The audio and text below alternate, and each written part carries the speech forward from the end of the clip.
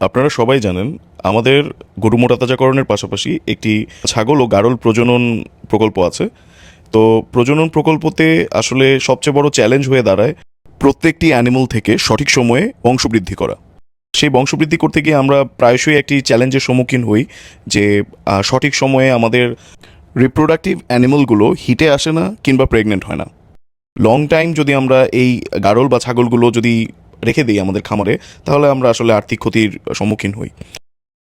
এই সমস্যা থেকে বের হওয়ার জন্য একটি ভালো উপায় হলো, যদি আপনারা আপনাদের এই অ্যানিমালসগুলোকে আল্ট্রাসাউন্ড মেশিন দিয়ে যদি চেক করতে পারেন, তাহলে একদম শিওরলি আপনারা নিশ্চিত হতে পারবেন যে যে আপনাদের অ্যানিমালগুলো প্রেগনেন্ট কিনা।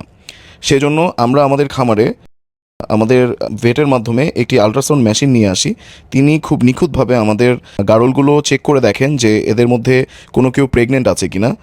আমরা বেশ কয়েকটি ছাগল এবং গাড়ল আমরা চেক করে আমরা যেই গাড়লগুলো এবং ছাগলগুলো প্রেগনেন্ট আছে সেগুলোকে আলাদা রেখে দিই, এবং যেগুলো এখনও প্রেগনেন্ট হয়নি তাদেরকে আমরা আলাদাভাবে, যাতে নতুন করে তাদেরকে আবার মিটিং করানো যায়, সেই জন্য আলাদা জায়গায় রাখার ব্যবস্থা করি।